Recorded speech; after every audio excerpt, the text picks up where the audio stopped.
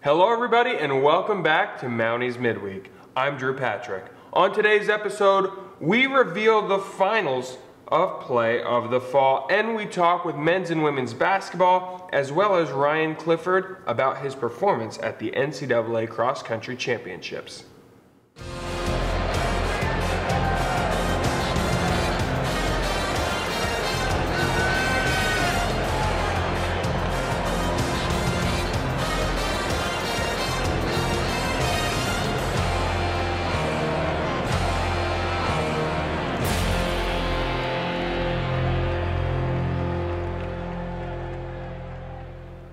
Ryan Clifford competed at the NCAA Cross Country Championship meet in Pittsburgh this past Saturday. Clifford finished at 145th in the nation out of 260 runners and crossed the finish line with a 10K time of 35:10. Clifford was just the fourth Mountaineer male runner to compete at the NCAA National Championships and is the first since Chris Cummings earned All-American accolades in 2007. We will talk with Clifford about his performance a little later. The basketball teams had 3 games this past week. The first was a non-conference doubleheader against Salem University. In the women's contest, it was a close matchup until the final quarter when the visiting Tigers took the lead and took the game by a final score of 92-71. The men's game was another tight contest, and it was the second half, and Mansfield able to hold off the Tigers and get the first win of the John Senesey era. Naz Marshburn had a career day with 23 points, including this three-pointer late in the contest. Back and forth, 9 seconds to shoot. Bernstein cutting through, kicks out. Marshburn for 3. This one is good for Naz Marshburn. The Mounties get the win by a score of 83-78. Boz Bernstein had 14 assists in that game, and Tyler Moff and Garrett Cook each had 19 points. It was a jam-packed weekend for both teams as they faced Pitt Johnstown on Saturday. It was a heartbreak game for the women's basketball team as it took double overtime to decide this one, and the Mountain Cats steal one from the Mountaineers by a final score of 98-93. Aaron Gibbons led the way for the Mountaineers with 20 points and 6 rebounds, as well as 5 assists. In the men's game on Saturday, it was another close contest until the Mountain Cats poured it on in the final 5 minutes and get the victory over the Mountaineers by a final score of 85-70. Taylor Sweeney was the game-high scorer with 19 points. Both teams finally took on Gannon then that Sunday. The tough weekend continued for the Mountaineer women as they fall in the contest 77-62. Mackenzie Hatch had a career-high 14 points to go along with 7 assists and 5 rebounds. The men suffered a heartbreaking loss as the Golden Knights hit a buzzer beater to tie the game up and head into overtime, where they ultimately got the victory. The Mountaineers, they beat them by a final score of 70-62. Tyler Moff led Mansfield's scorers with 20 points. The women's basketball team returns to Decker Gymnasium on Wednesday to take on Lemoyne College, and the men then return a day later on Thursday to take on Felician before both teams travel to Clarion on Saturday. Mansfield University's Brandon Allen was named Collegiate Sprint Football League's Newcomer of the Year, and 11 Mountaineers earned all CSFL status in voting conducted by the league head coaches. Steve Cecilia was named to first team recognition at offensive line. Quinn Henry, Dante Teresi, Andrew Schrank, as well as Brandon Allen earned second team honors. And Adam Hutchison, DJ McLean, Tristan Sissio, Chase Mosier, Brighton Barner, and DeJuan Bowie earned all CSFL honorable mention. Congratulations to the Mansfield Sprint football players. Mountaineer track and field alumni and friends have come together to break a crowdfunding goal to develop a pair of permanent 6x4 record boards to showcase men and women's indoor and outdoor records inside Decker Gymnasium. There was a goal of $3,000 to create the boards that would serve as the physical representation of the hard work and dedication of the performance, and in less than a week, the campaign raised $4,410. Donors who gave to the campaign will have their names listed at the bottom of the boards to recognize their contributions. And contributions are still being accepted for a limited time, so for more information, head to gomounties.com. Now let's take a look at what else is coming up this week for Mountaineer Athletics.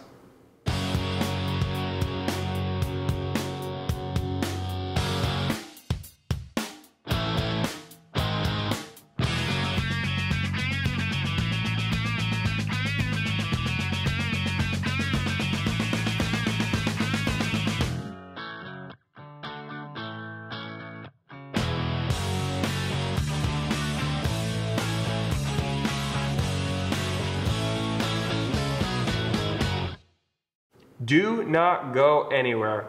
More Mounties Midweek coming up.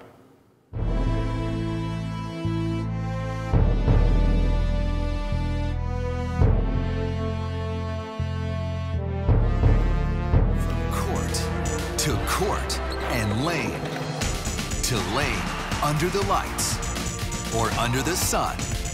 No one delivers Division II sports like NCAA.com.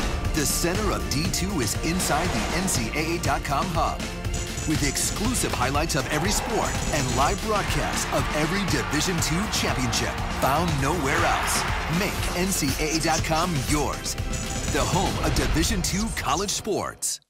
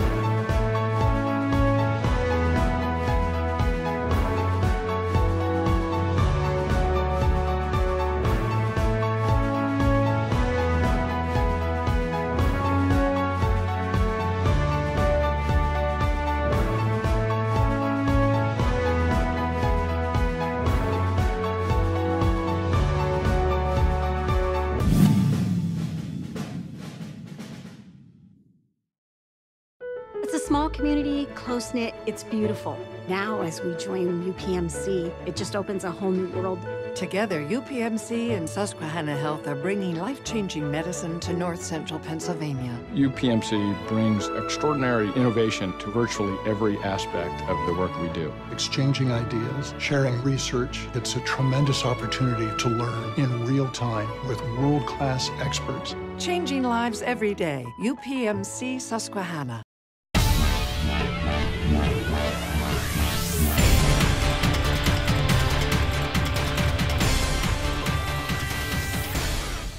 Welcome back here with more sports talk. Let's officially close the book on the fall sports season as we have Ryan Clifford, who just competed in the cross-country national championships. So first of all, congratulations on that. Thank you.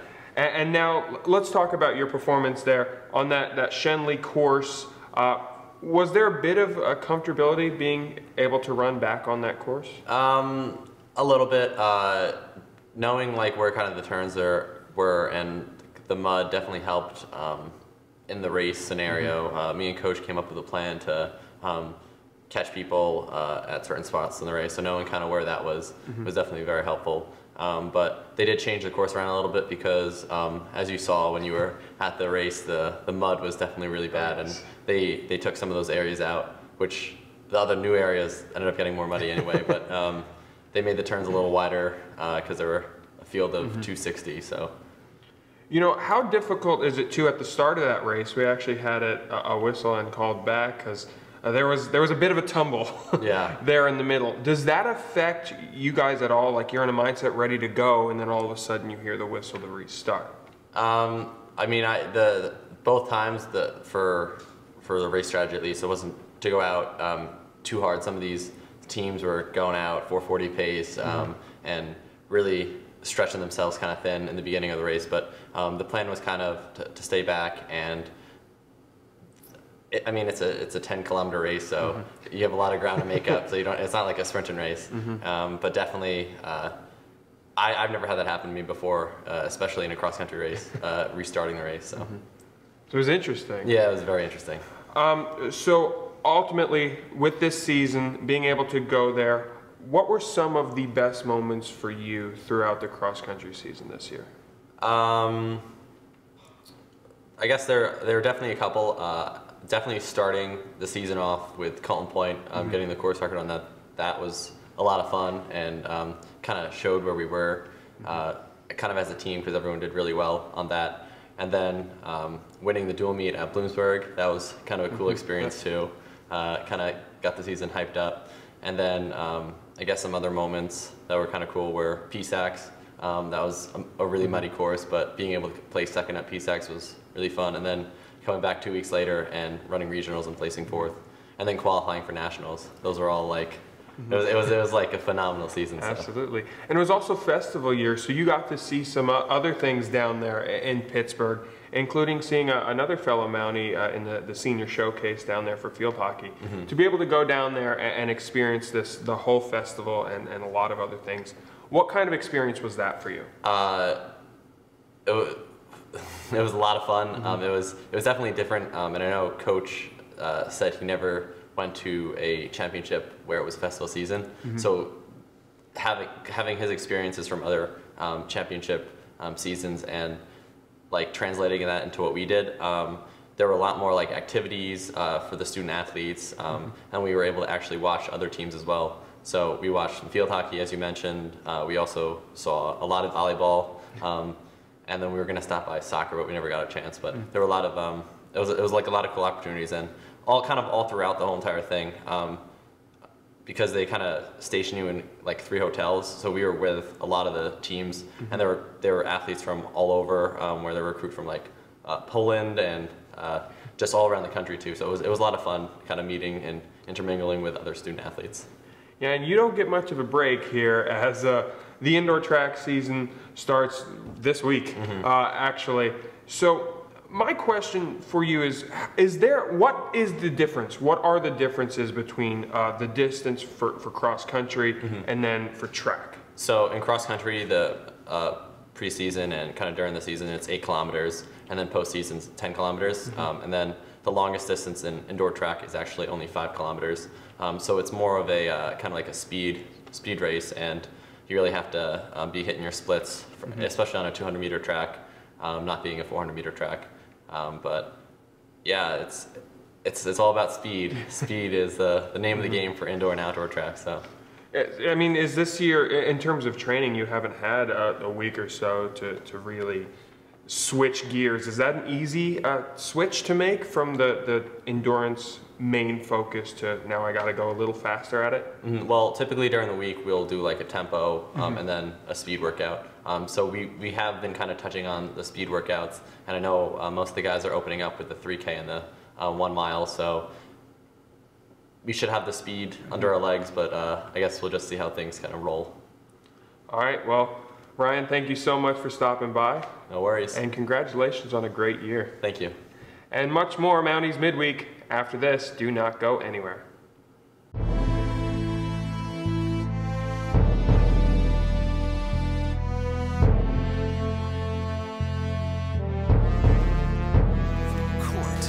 To court and lane.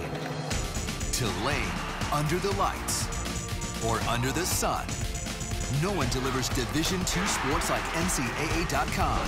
The center of D2 is inside the NCAA.com hub, with exclusive highlights of every sport and live broadcasts of every Division II championship found nowhere else. Make NCAA.com yours, the home of Division II college.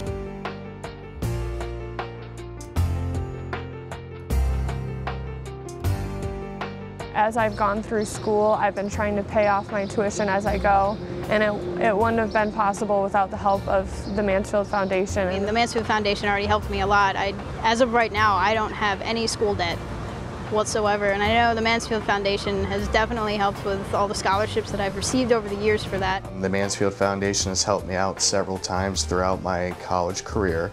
They have helped keep my finances intact. If you have any sort of instincts, you can get a feel of good people and bad people. Like the people at the foundation are as straightforward as they come.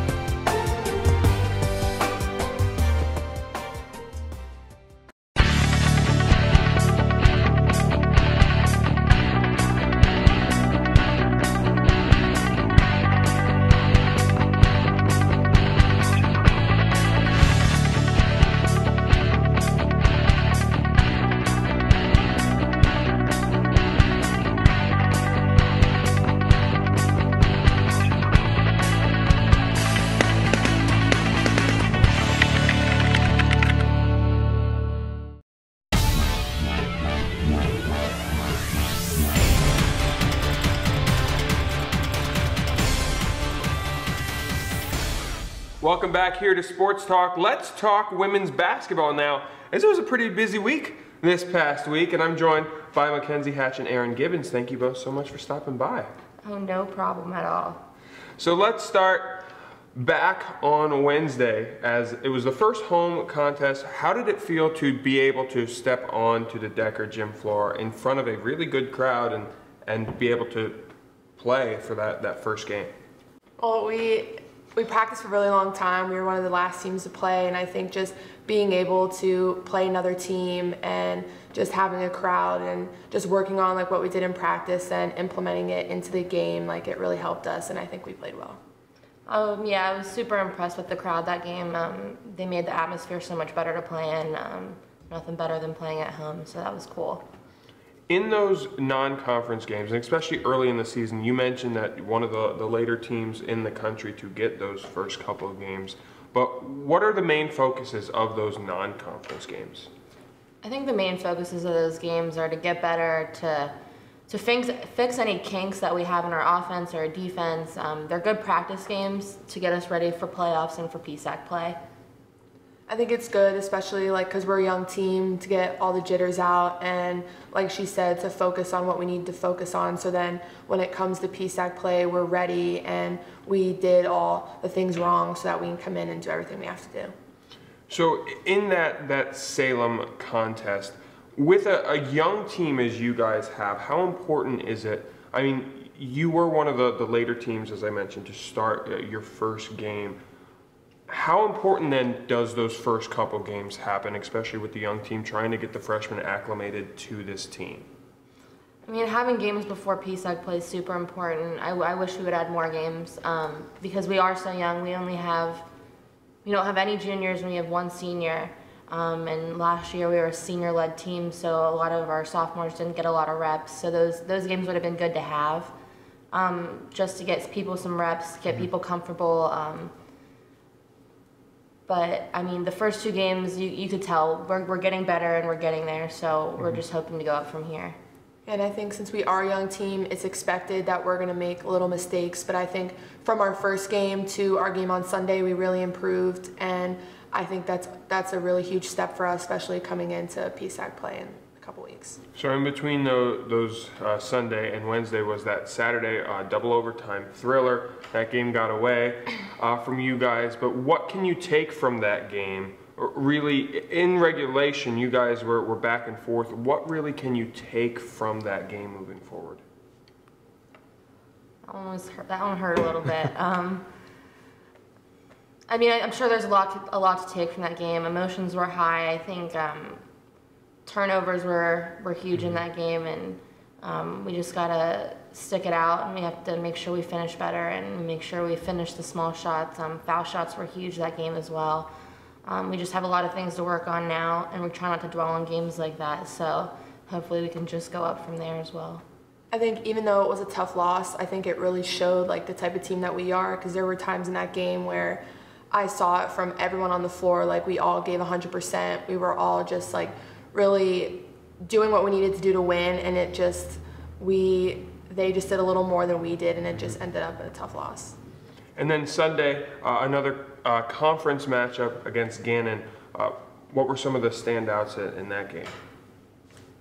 I just think we just came from a tough game, 2 overtimes the day before, so I think we were all kind of sore, and like a lot of us play majority of the game, so we were all, it's kind of a mental check for us for sure, because we have another doubleheader coming up during winter break. So I think it really it was difficult, and I think there was small things we didn't do right because mentally we weren't 100% focused on that game. But I think it was a good game to just relax, get back, and then focus on tomorrow. I mean, is it safe to say the fact that you guys played pretty much 2 games the day before, that affected really the second game, that Sunday game? I think it did. I think you could tell by the end of the second game against Gannon, we weren't finishing as well as we usually did. You could see we were a little dead. We were falling short. You could tell we were all tired. Not to make excuses for us, but it was the first doubleheader games for a lot of those girls, and they're not used to playing basketball like that. So I think we were tired. Mm-hmm. And so this week, another non-conference game this week, and then on the weekend, travel to Clarion. What are some of the things you guys are going to have to do to really get a victory in those games? Well, we have practice today. We have 1 practice before that game, and I think we just need to look back at our last 4 games and see what we did right, what we did wrong, and just really focus on the game at hand and not look forward, take it game by game and just play our game and do what we need to do, and I think we'll be successful.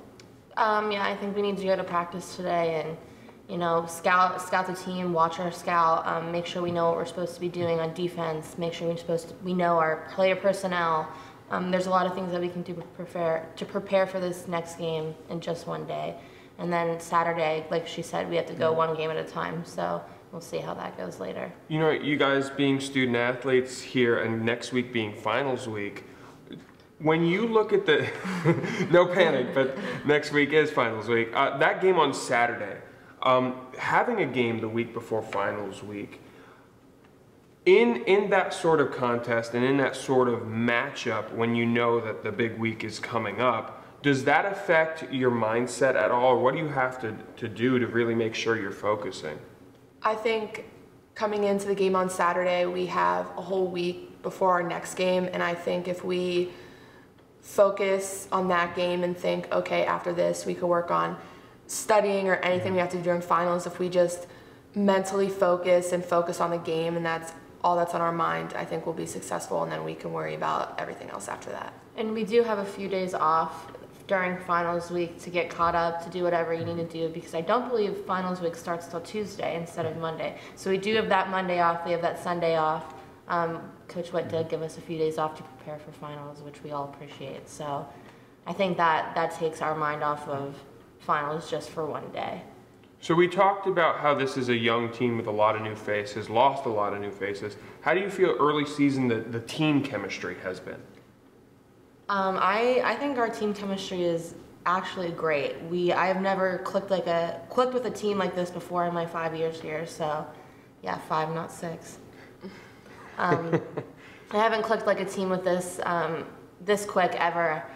So it's really comforting to know, and it's kind of it gives me hope for the next couple games. So yeah, we click really well off the court, and I think that's a big thing, especially when you play with a team and how long our season is. And I think with our 4 games, there's some things you need to work on, because again, some of us, this is our first time ever playing with each other, and we're only 4 games in. So I think just having that off the court is really going to show more later in the season, what type of team we are, and it's all going to come together.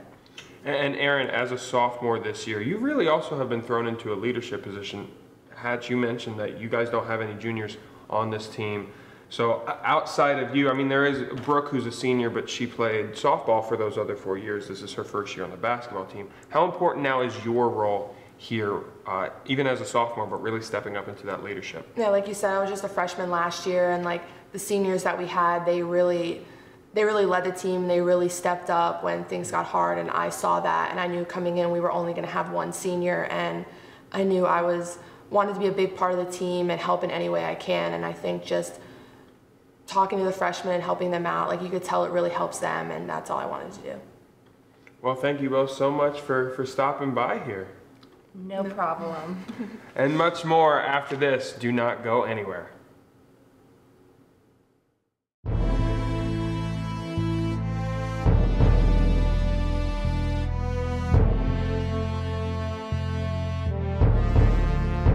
In NCAA Division II, student athletes leave a lasting impression on their communities.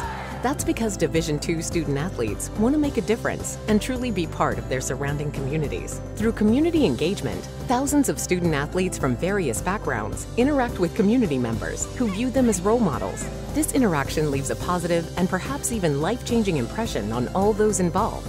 In Division II, we rise to the opportunity and make community engagement ours.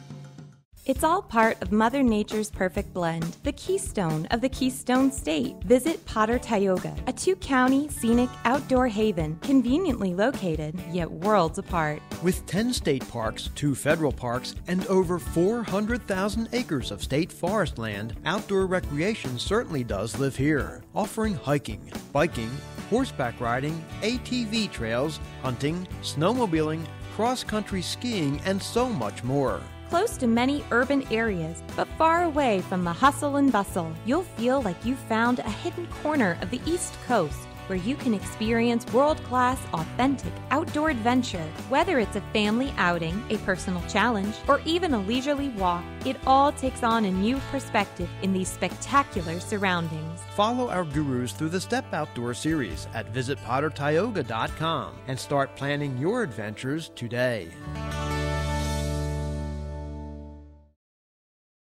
It's a small community, close-knit, it's beautiful. Now, as we join UPMC, it just opens a whole new world.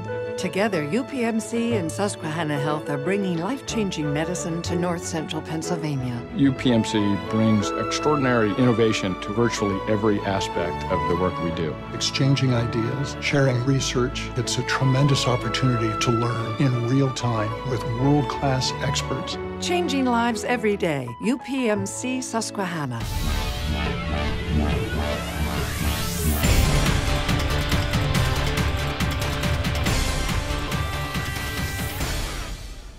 Welcome back to Mounties Midweek. Let's talk men's basketball now, as we are joined by the head coach of the men's basketball team, Mr. John Senesi. Thank you so much for stopping by. Thanks, Drew. No problem. So let's start this past week on Wednesday as Salem came into town, able to get that first victory. What were some of the things that stood out to you in that game? Well, prior to that game, Salem was coming in with a 5-1 record, so we knew they had a lot of talent. They've gotten a lot of Division I transfers in the offseason. They had size, they had shooters, and we kind of hit them with a couple different zone defenses that I don't think they were overly prepared for. Mm-hmm. And a team that shoots as well as they do from the perimeter, typically you wouldn't play them in a zone. But with our lack of size in the front court, we looked at, okay, we're going to play them some zone and see what happens. Our players really stuck to the game plan. Mm-hmm. I think, as much as anything in that game.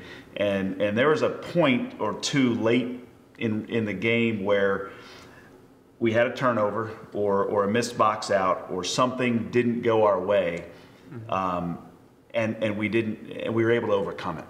And to me, that was taking a step forward for our team. Instead of maybe in years past or in games past this year, we would have an issue like that where maybe we'd have a turnover or a missed shot and we'd hang our heads. Mm-hmm. And next thing you know, we're down by 5, 6, 7, and it kind of snowballs from there. Against a team as talented as Salem is, to be able to come through and overcome that situation against such a talented team gave us a lot of hope for the rest of the season. And our guys really stuck together. And that was great to see. And Coach, that was your first time as the head coach in Decker Gym, and that atmosphere and everything there. What were your emotions for that game?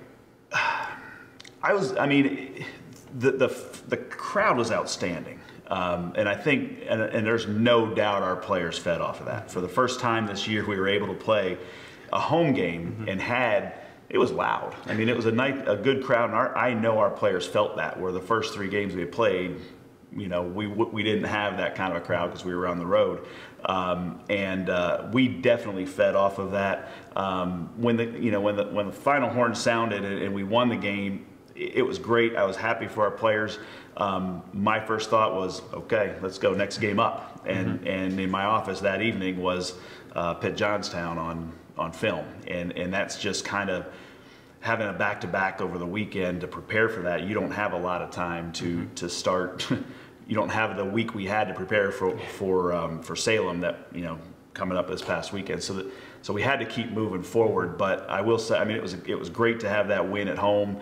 And unfortunately we weren't able to continue that this past weekend, but our players are still very, very positive. So it was great to see how happy our guys were in the locker room after the game, and I know I didn't sleep a whole lot that night. And then let's talk about this weekend. Let's start with Saturday and Pitt Johnstown coming into town. Really tight game until the end where it kind of crept away. Right, in Pitt Johnstown, they're big, they're very fundamentally sound. They do a good job getting out in transition and finishing. They're a well-coached team. They have a lot of balance. Their size hurt us a little bit, but like I said earlier, towards the end of the game, I think we were up 1 maybe with 5 minutes to go, something like that, and the wheels sort of fell off at the end.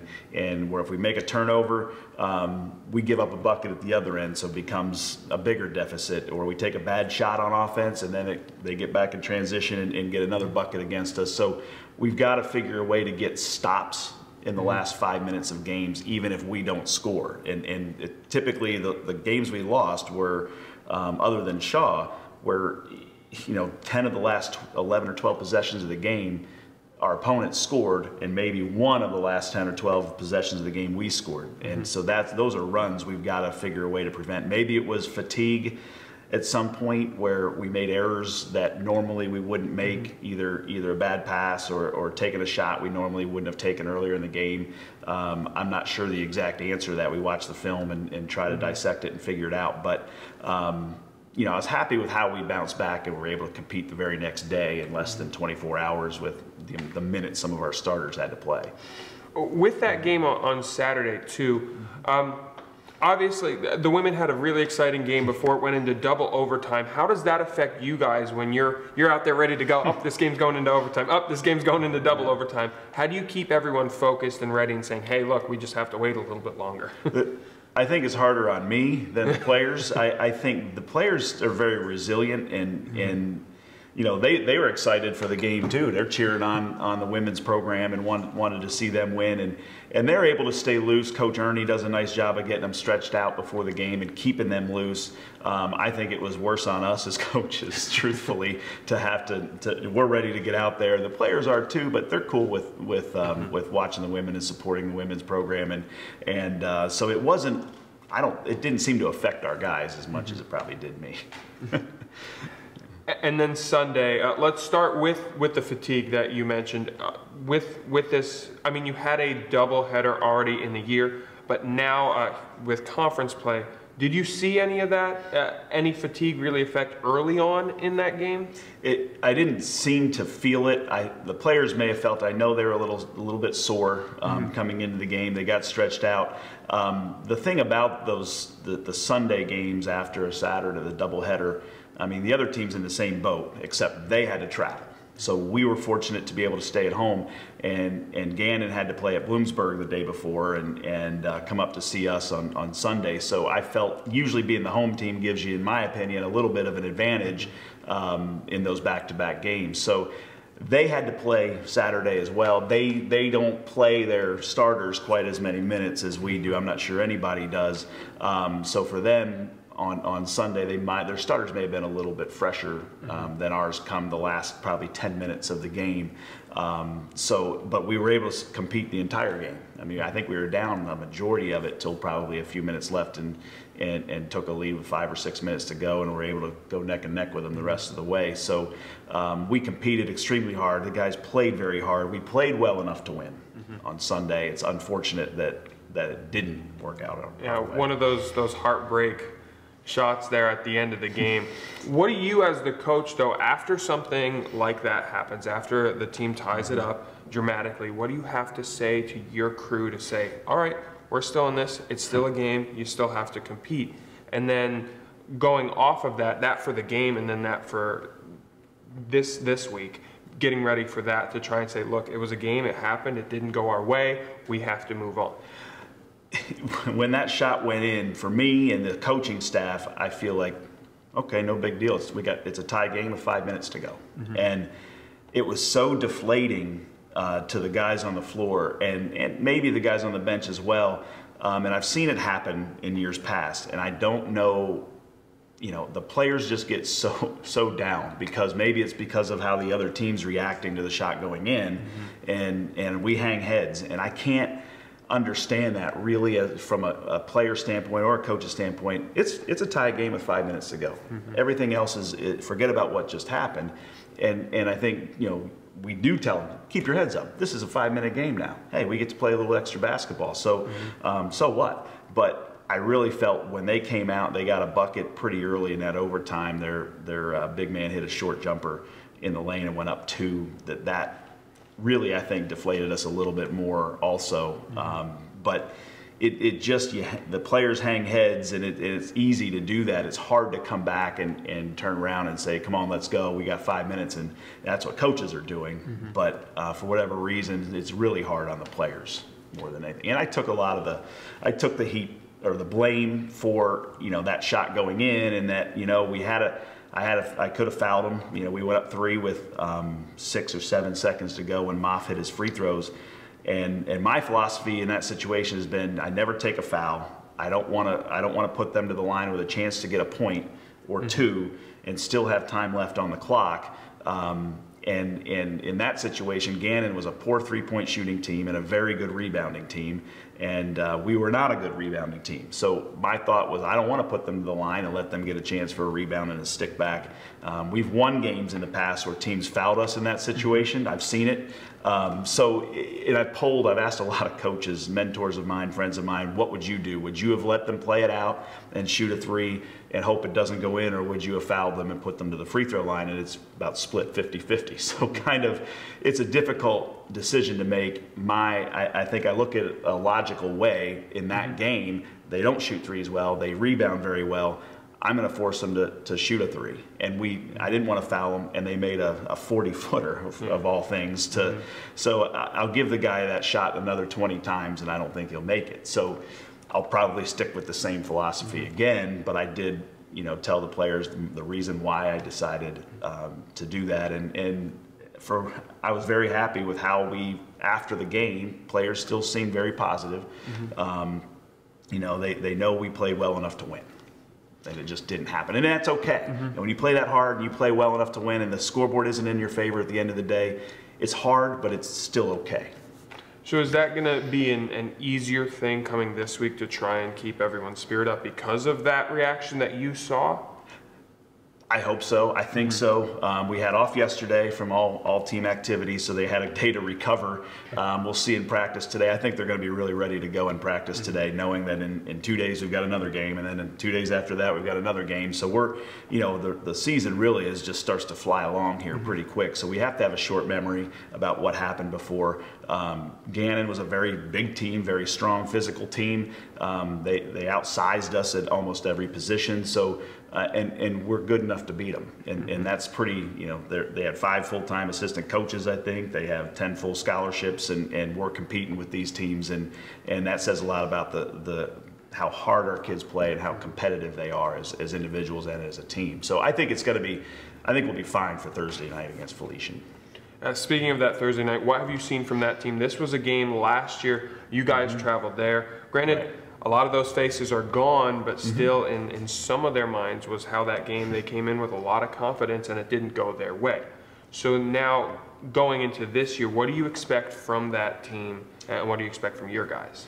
I expect us to come out and play hard. We've been watching Felician on film. They're a pretty athletic team. They have a couple guys that can really shoot the 3, and they have a couple post players, 6'9", but that's going to be our pretty much what happens to us every game, I think, throughout the season. But, watching them on film, I believe we're a better team than they are. The better team doesn't always win games, but we come out with the same energy and enthusiasm that we've been having throughout the season thus far. compete on the boards. We can't get beat by 20 on the glass like we have in a game or two this year. That can't happen for us to be able to win. But I like where we're at. I like our mentality. I know we're going to come out and play hard and hopefully come out with a win Thursday night. And then Saturday, back to the conference slate. Clarion, what do you expect in that match? That's a bit of a journey out there to Clarion. It's going to be a long day, I guess, if you want to call it that. Saturday, we'll leave early, and I don't know what time exactly yet, but sometime early in the morning before players are usually thinking about waking up. But hopefully we can rest on the bus ride there. They have a different facility this year at Clarion. We're actually playing in their, I guess what you call their fitness center, because their main gym's under construction. So we've not seen that facility yet. That'll be something new for us, but an extremely important game. As it's a conference game. We're looking for that first conference win, and if we can get that win Thursday night, it's going to propel us, definitely give us momentum going into Saturday on the road, get a good road win, and come back and take some final exams and be ready to knock them out of the park. Yeah, I was going to say that. With finals then next week, what do you have to do to get the guys focused? I'm sure it's pretty simple to get them focused on the game, but making sure that, look, I still want you on your studies, but here we got a game. We've got the Saturday game with Clarion is I mean, they've got to manage that on their own. They have mandated study hall hours they need to be going to.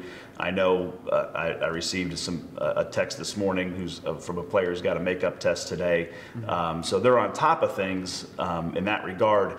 But with finals next week, this is a huge academic week, and the next 2 weeks are extremely important for their academics. And it is a little difficult, but we still only have a couple hours a day at the most that we can be with the team. So the other hours, they need to be getting their stuff done in the classroom, group projects, whatever they have happening. And I've heard them talk, so I know they're discussing the academic side of things before practice and after practice. So that's been a good thing for me to hear, that I don't have to constantly remind them. Yes, I do remind them often enough, but constantly remind them about the academic side. And that's probably the toughest thing about being a student athlete is that balance between trying to win games, everything that goes into preparing for a game, but succeeding academically in the classroom as well, and that is the main focus. I think that's extremely difficult, especially for a younger person, a freshman or a new student here, a transfer who's not been here before, to kind of get a feel for things. And we have 9 new players, so they've done a nice job so far as I can tell, of communicating with faculty and getting their work done to the best they can. But we still got to prepare for games. So I think the games can be a good break from their studies, is really what I think it is. All right, Coach. Well, thank you so much for stopping by here. Thanks. I appreciate it, Drew. And Mounties Midweek rolls along after this. Do not go anywhere.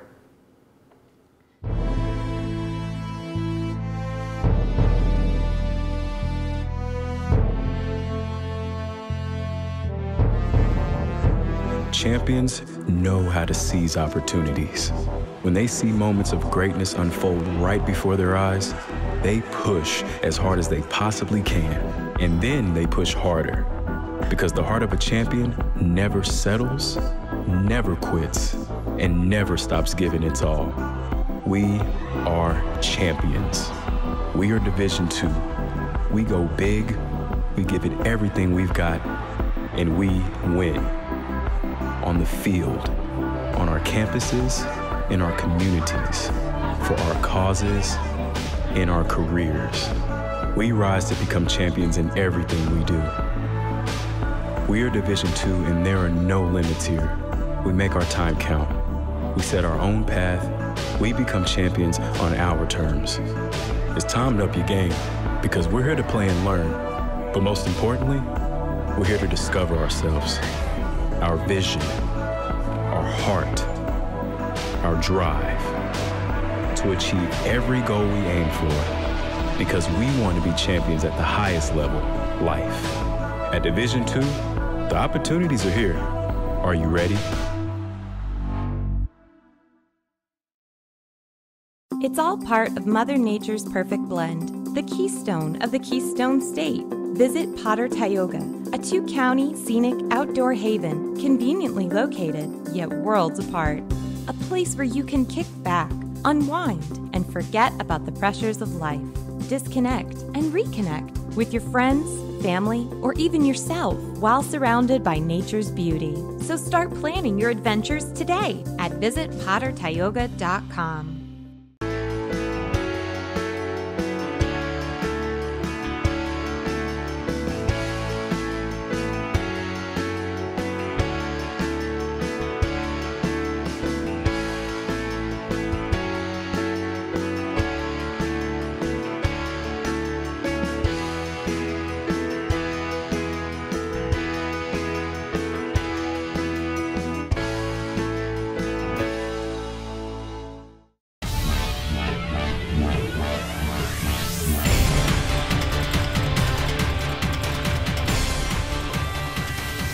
Welcome back here with more sports talk. Let's continue now to talk men's basketball as we are joined by senior captain of the men's team, Boz Bernstein. Thank you so much for stopping by. You're welcome. So let's talk about this past week, starting with Salem. You got a shout out on the broadcast from Tyler Moff, 14 assists in that game. To be able to play in front of this crowd and get a win, how did that feel?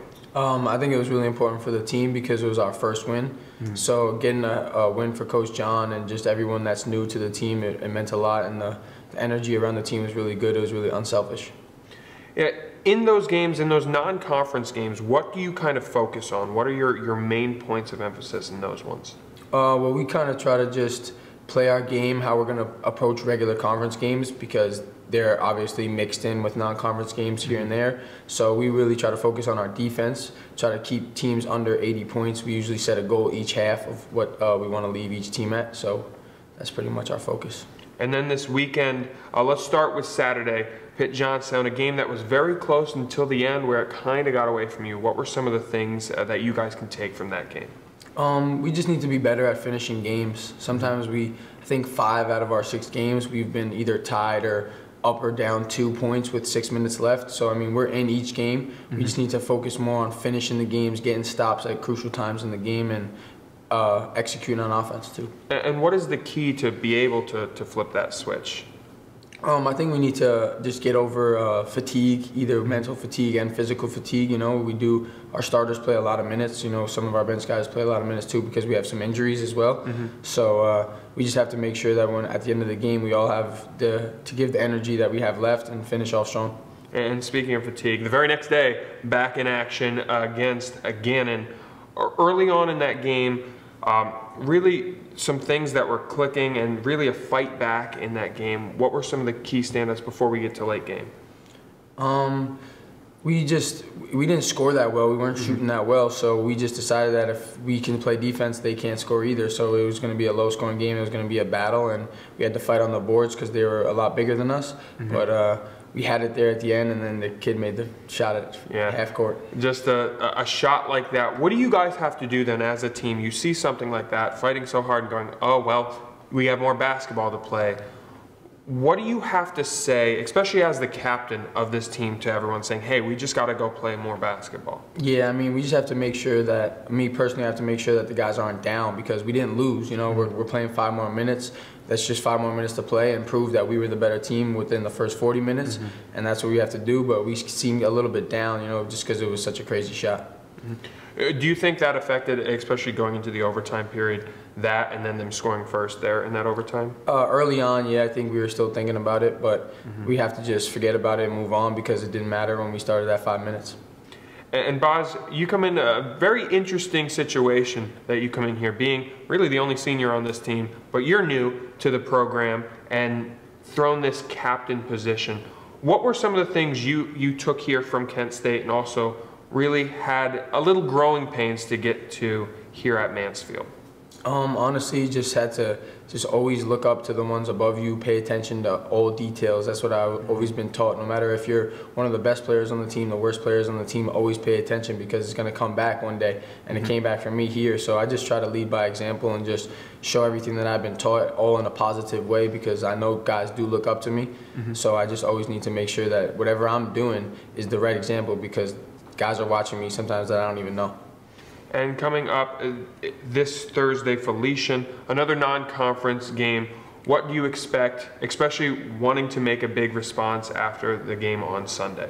I think that we should come out strong again because we do have another home game. So it's been really good playing at home. The crowd's been great for us. We appreciate that always. We talk about that in the locker room, and we just need to come out with some of the energy that we've been coming out in the game, but play for a full 40 minutes, not 36 minutes, not 38 minutes, but a full 40 minutes.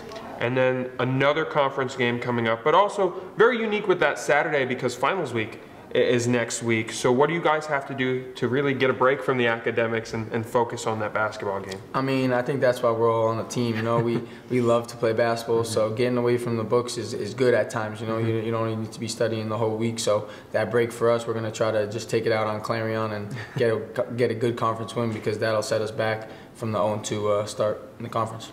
All right, Boz, thank you so much for stopping by. Thank you for having me. And much more Mounties Midweek after this. Do not go anywhere.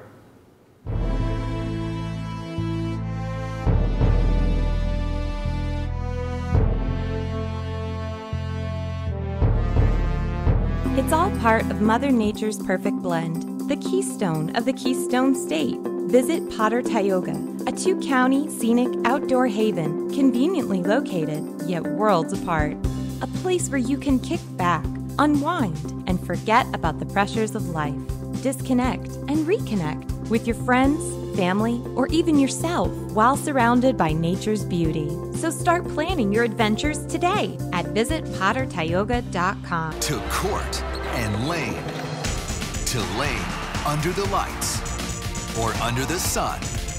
No one delivers Division II sports like NCAA.com. The center of D2 is inside the NCAA.com hub. With exclusive highlights of every sport and live broadcasts of every Division II championship found nowhere else. Make NCAA.com yours. The home of Division II college sports.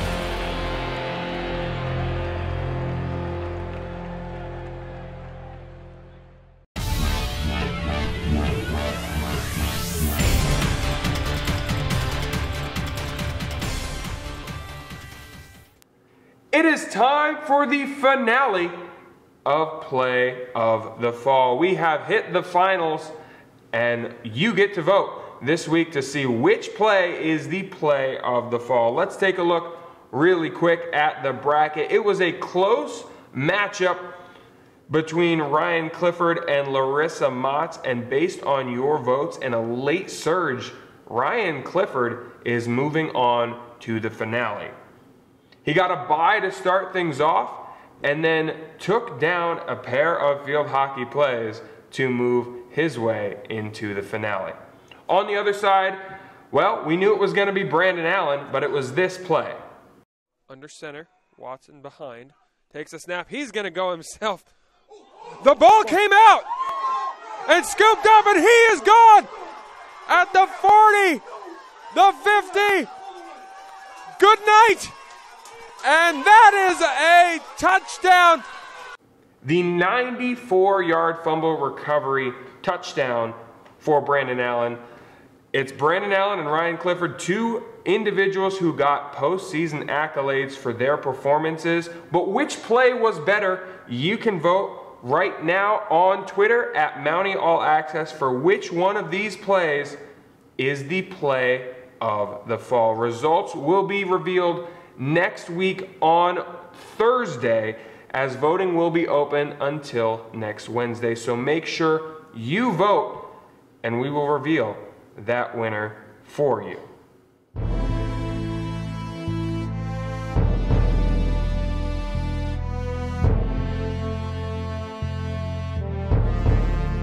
Pennsylvania State Athletic Conference. Oh, what a play! 18 universities. How competitive is this?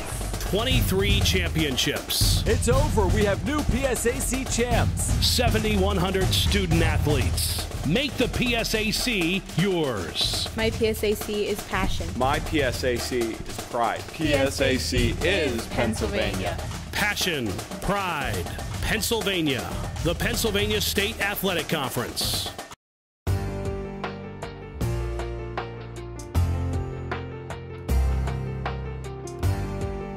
As I've gone through school, I've been trying to pay off my tuition as I go, and it wouldn't have been possible without the help of the Mansfield Foundation. I mean, the Mansfield Foundation already helped me a lot. As of right now, I don't have any school debt whatsoever, and I know the Mansfield Foundation has definitely helped with all the scholarships that I've received over the years for that. The Mansfield Foundation has helped me out several times throughout my college career. They have helped keep my finances intact. If you have any sort of instincts, you can get a feel of good people and bad people. Like, the people at the foundation are as straightforward as they come.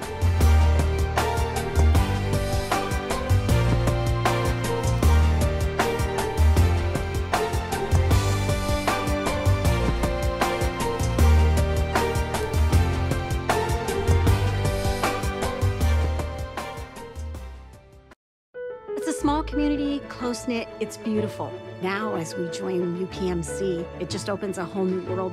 Together, UPMC and Susquehanna Health are bringing life-changing medicine to North Central Pennsylvania. UPMC brings extraordinary innovation to virtually every aspect of the work we do. Exchanging ideas, sharing research, it's a tremendous opportunity to learn in real time with world-class experts. Changing lives every day. UPMC Susquehanna. I knew that there was an opportunity to have my college paid for if I was good enough to play baseball at that level. That was going to make a big difference in my family. D2 baseball gave me an opportunity to play at a high level and to get an education that's going to be valuable for me throughout the rest of my life. I chose to take my experience of being a student athlete and pursue that within my career and to get a master's degree. If I wouldn't have had a baseball scholarship, there'd be no chance that I'm doing what I'm doing today. That's all we have for the show for this week. To stay up to date on all things Mansfield Athletics, head to GoMounties.com. Thank you for watching.